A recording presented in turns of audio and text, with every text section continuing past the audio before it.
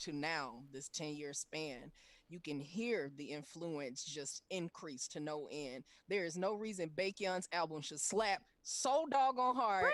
but that's because it sounds like Hello. what I listen to here from producers I know here. So eh, On if we are compensated the right way and it's not questionable, such as what's going on with one female producer right now, and let's there's a talk about lot of it. that's Say a her sore name. spot. That's a sore spot for me. It really is because Tiffany I'm Red, right?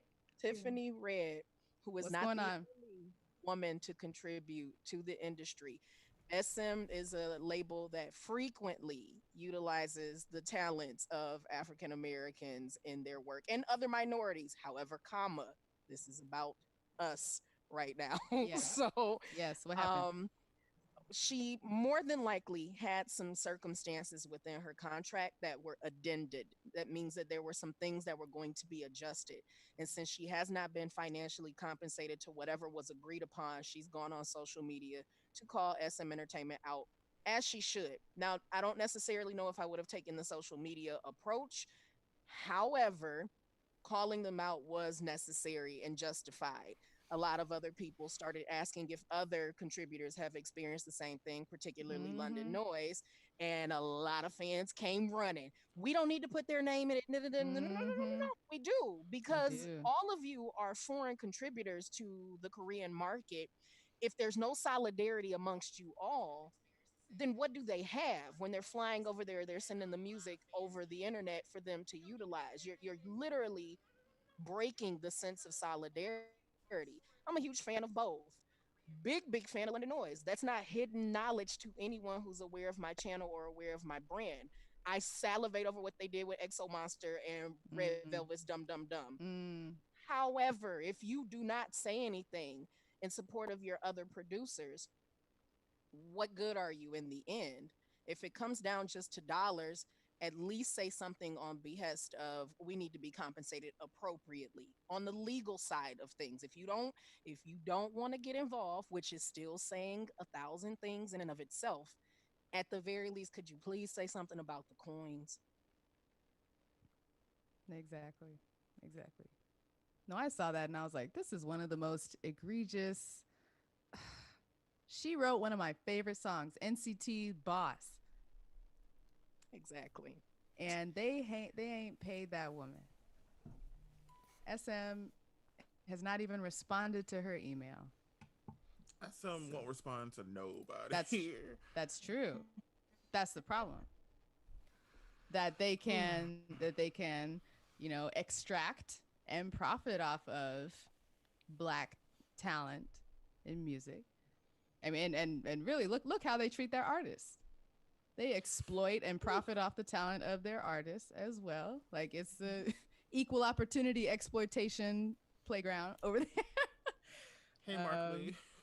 oh,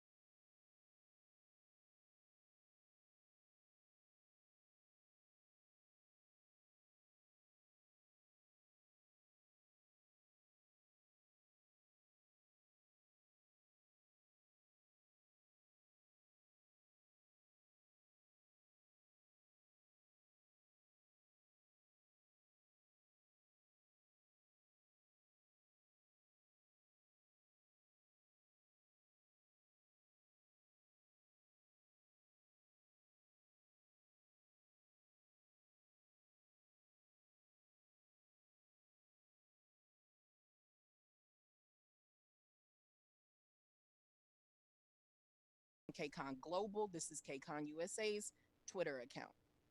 So I came at them with just some potential bullet points to consider. I said, yeah. historically, there's a healthy mix of guests from different backgrounds. I've moderated and presented some of your more diverse panels in the past, and I've kept up with developments as best as possible. But moving forward, Dearest KCON team, consider the Uh following. oh. Oh no. The first thing is it needs to be equitable compensation to all special guests in attendance. There Ooh. is a long history of us not being compensated, not even equally, because I didn't say equally, I said equitably. So you can't pay me $150 or $300 and I'm running panels 4 days out of the three that you have conferences going on at two Mm-hmm. of your locations on different coasts when I live in Houston, Texas. You Yep. can't compensate me with that when you're putting so much of the bulk of the entertainment on my back. For a long time, my tagline in the KCON panel booklet was your favorite K-pop YouTuber's favorite K-pop YouTuber in terms of moderation. Like Wow. that's what I brought to the table. So, keeping it equitable, we aren't all of the same influence, but everyone has the travel to be present at either of the US cons. Covering a minimal portion of accommodations isn't sufficient, and we know for a fact it's not equally accommodated. We've seen the numbers. Number two, provision of a permanent space within the con to address questions of misappropriation, unhealthy fandom behavior, avenues of self facilitated education, and moderated dialogue. The 1 hour panel that we have had historically at the event is not, nor will it ever be enough when more consumers are increasing awareness elsewhere. If they can have a space in the LA Convention Center where K dramas and K film play the Mm-hmm. entire conference, they can also put a space to allow people to utilize kiosks because they have the money and technology to do so, to be able to self inform about things that they might experience out on the floor, ways to approach conversations. That's a learning thing in and of itself, and they can make it as interactive as they want. Three, continue to spotlight new contributors to the content scene. There's nothing wrong with putting the regular faces and faves. It's a good thing. But there's also a lot of other energy going around that goes beyond YouTube at this point. And then diversifying the front of house and back of house. It's fully understandable that the priority is to hire Koreans and Korean Americans. Duh, CJE&M is a Korean-based company, but they do take influences from other Asian cultures, and they do have a headquarters in Los Angeles on Wilshire Boulevard. So, not having something that reflects your consumer demographic is detrimental overall to money. If you're so interested in making a greater bang for your buck, you cannot hide yourself from what's going on. And if you really want some front row, genuinely committed help, KCON, come see me. Y'all still got my emails. Y'all know how to reach me. Hey. Mic drop. Mic drop. You tell him. I love it. It's constructive. It's specific. It helps their business, to be honest. And just like puts them on the right side of history too. And Completely. I like I'm not gonna ask how long it took you to write that up, but Not long, because I just no, be not long. sitting You've on been it. thinking about the Because anytime they make a move, I just love to see what the move will be. I admire what I know from working with them for so many years and working with people who have come and gone from the company. There are some admirable things, but there's also some genuine blindness, and that's the detachment from the Korean side of the company versus the ones who are here in America. And I just want Yep. somebody to make the right call. Yes. Oh my gosh. Somebody, anybody. Yes, I'm still going. So I know what she's talking about. Some of the very, very uncomfortable panels that Ashley started, I still do. And it's not enough time, like she said, especially now, this past year in LA, I had one panel that was supposed to be about one thing. It was supposed to be about parents learning about K-pop. It Oh, was called K-popping with the next generation. People cute. came in and they said, look, we know about that. Here's what we want to know. How do we navigate older K-pop fans with younger K-pop fans? Because it's toxic. We're Mm-hmm. ready to fight. People are losing their lives over this stuff where they're harming themselves.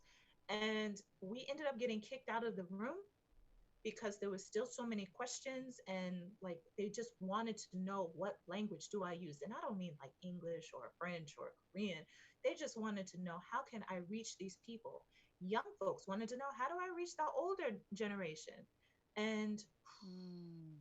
there was not enough time. So there needs to be more of that. There needs to be bigger rooms for conversations like that. So we're not standing neck to neck and nose to nose with each other, hot flashing it up in there, because sometimes panels that don't seem like they're going to be very profitable will get a smaller room. Mm-hmm. So I agree Oh with yeah. everything It's Ashley all said. business. So we're wrapping up pretty soon, but I want to make sure that we've covered, I think, what what have idols done well and not so well. We've covered what have, K-pop businesses and labels done well and not so well. But I want to make sure that we cover, our fellow K-pop fans, our non-black K-pop fans. That's it's also a sneaky narrative shift is like, what can the K-pop community do for Black Lives Matter? It's like, we are the K-pop community. There are black people in the what? So just like making sure not to slip into that, I don't know, uh, naming them as different is a a first step that people can take when they're tweeting, when they're talking. Like, no, K-pop community is black. So it's not like an allyship thing if you're talking about K-pop community in general, but for non-black K-pop fans out there in the fandom, in the Twitterverse, what advice do you have for them in this moment? Stop doxing us when we don't agree with each other. Stop doxing in general because like that is toxic. And you can get your own life messed up over that. Don't think just It's because you true. dox somebody that you're messing up their life. You're messing up yours also. Mm, gosh, yeah. And this is it's probably over nothing. They just, And More I don't know. it's Mm-hmm. over things that they don't have any business telling us how we should feel. Mm-hmm. If we don't accept an apology, if we don't like this, or if we do like something, Ooh, that's that. for Oh my us. gosh, you're so right. That I've seen that dynamic a lot, where a K-pop idol is found to have, dipped their toe into anti-blackness. Oh, and get called in for it. They make an apology, and then the black community responds in whatever way they individually want to. But some non-black folks really need that apology, really need that to be accepted, really need to see black people on Twitter making the world right again, like making them feel approved and good again. Like how they were accepting the apology that wasn't directed towards them because it had nothing to do with the fact that they weren't black. So how are you Yes. accepting an apology that is not for you? And how can you Yes. tell us, you should accept it as well? Excuse me? No. Mm, But see, mm-hmm. media perpetuates that though. Every time one of us is murdered for something absolutely ridiculous, you don't see anyone else being asked about forgiveness except for us because it gives everyone that peace of mind of, oh my gosh, they're still docile. No, Mm, baby, if you are of faith, God forgives and I can too, but I don't have to forget. I can live the rest of my life remembering and processing that personally on my own. I don't have to share that with social media. I don't. yes. Okay, more advice for the K-pop fan who wants to do right. I am a paid educator Monday through Friday from 9 a.m. until Hey. 5 p.m. Thereafter, I am not paid to educate you on what Professor Google can provide for you. You do know how to use Snopes, you do know how to fact check. I am not your source of you getting reciprocity and understanding of what it is to be black or things of that sort. There's plenty of information available for people to take personal initiative and find it. Mm. While we have y'all here, though, we are gonna take that extra effort and probably like recommend some things to the fans. You know, so um I like to this might this is advice, but also it may come off a little shady. Stop looking to black people to validate your faves. Stop looking ooh, to us to do more than we should do for K-pop idols who aren't doing anything for us. mm, Um, and stop speaking over us when we're talking. Even if we don't agree or or agree as black K-pop fans. This is our conversation. You can see your way out. If you have an opinion, it's cool to keep it to yourself because it doesn't matter in these conversations unless these conversations directly affect you. Then you can, have your peace. Yep. Yep. I think the theme I'm gathering from all of this is that this moment is a time for non-black K-pop fans to learn some things, to do some self-introspection and education, look up uh, anti-racism resources. Um, there's like I don't know, what are y'all's favorite books or websites or blogs or people to follow to get started? Oh my gosh. Not to sound crazy, but just Google it. Like Yeah. it's so Okay. simple. How Yeah. many times do you say, "Hey Google, how do I do this?" You know, Hmm. if it's that simple for you to do something as like a recipe, you can do this. It's not difficult, especially now. Just go on my Instagram. I have the Black Lives Matter where you have a list, a multitude of things that you can look at, read, learn, and stop asking us. Also, and selfless, shameless plug, since we did talk a lot about cultural appropriation, we talked about KCON, we talked about Hmm. cultural appropriation in KCON and in K-pop. Look on Ashley's multifaceted ACG. She has all of her panels up there. A lot of that stuff still applies. I know because I went down the rabbit hole reliving this stuff Ooh.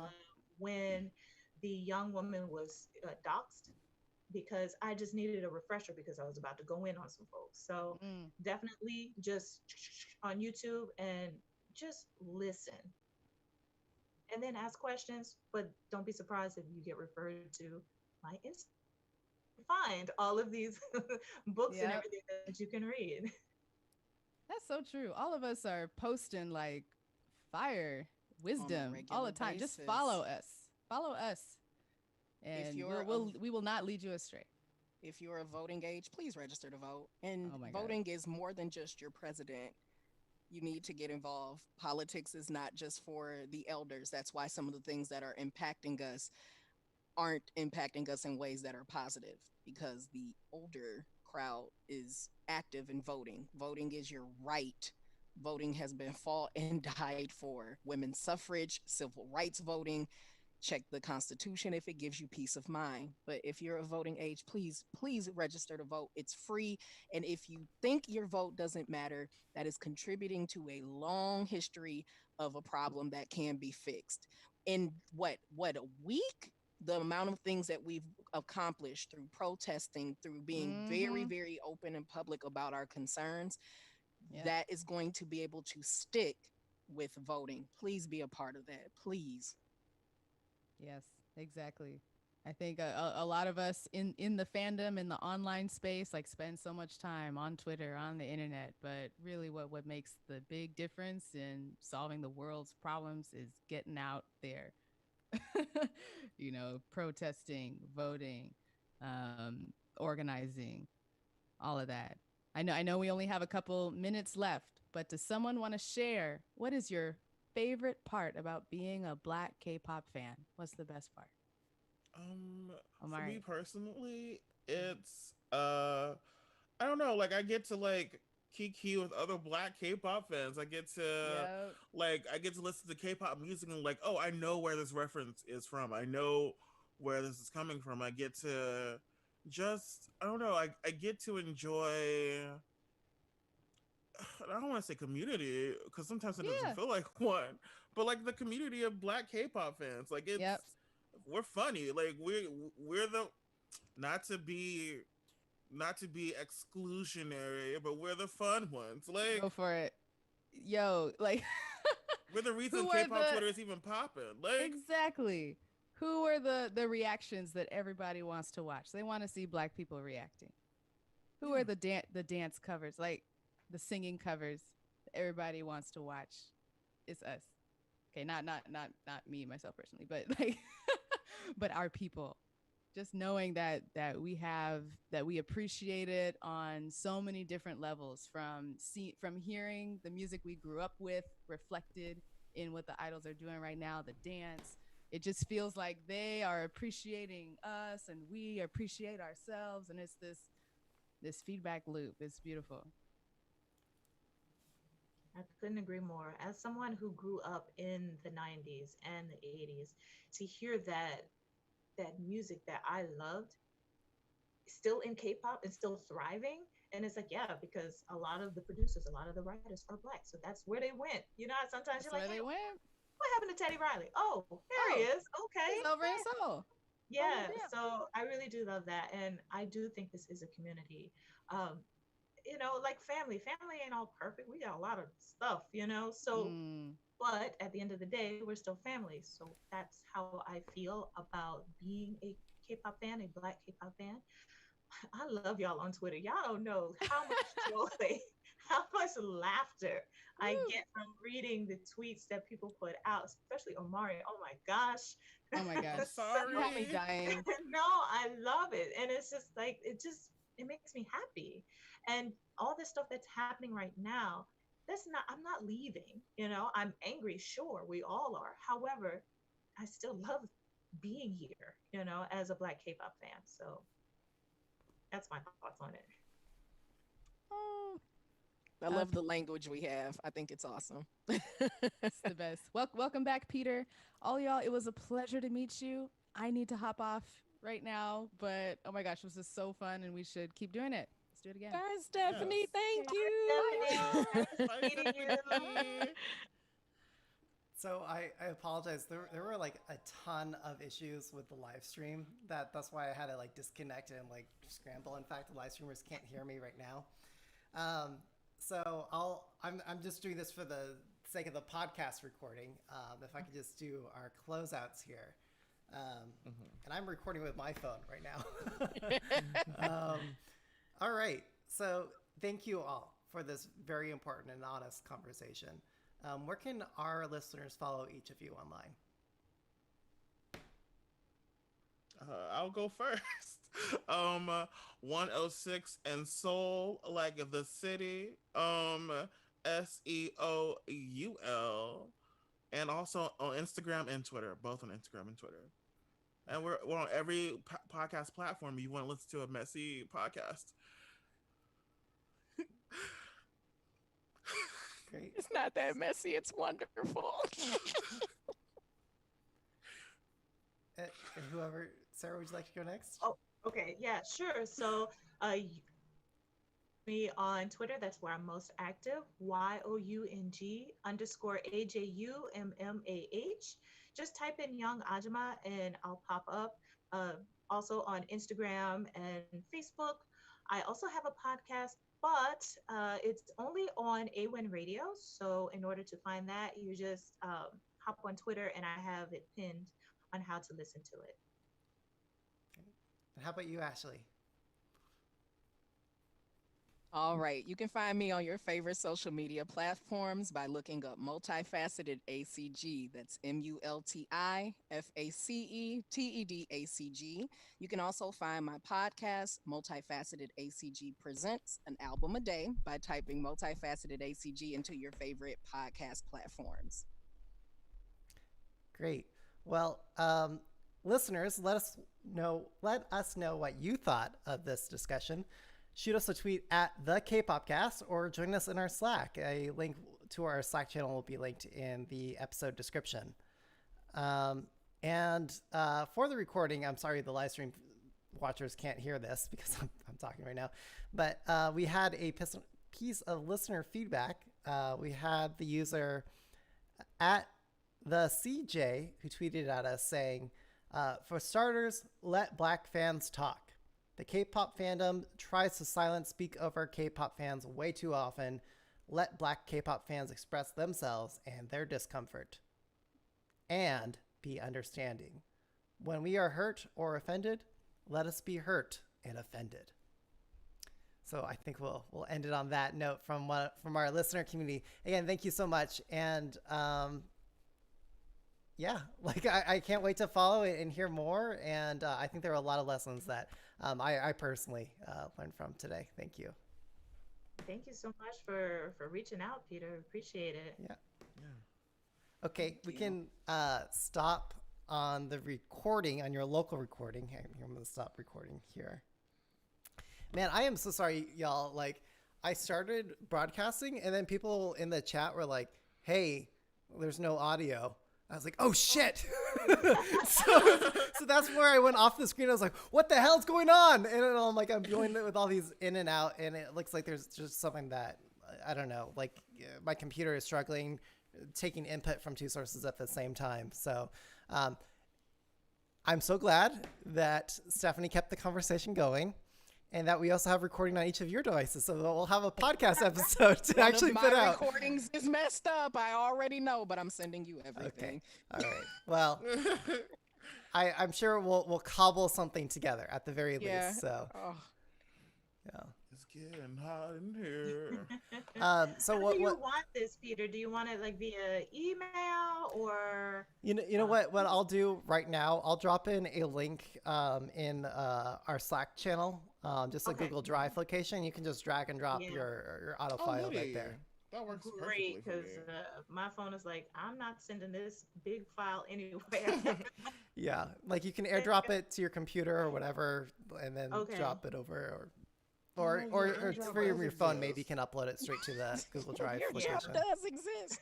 It's been a while. I will definitely work. Thank you. No, random but time. seriously, thank you so much for all of your guys' time, and I'm so sorry for the live stream. Like I don't know, we're gonna have to review that. Look, if anything, we gotta do it another time. Do it again. Talk about something else. I'm down. I like my mouth. Yeah.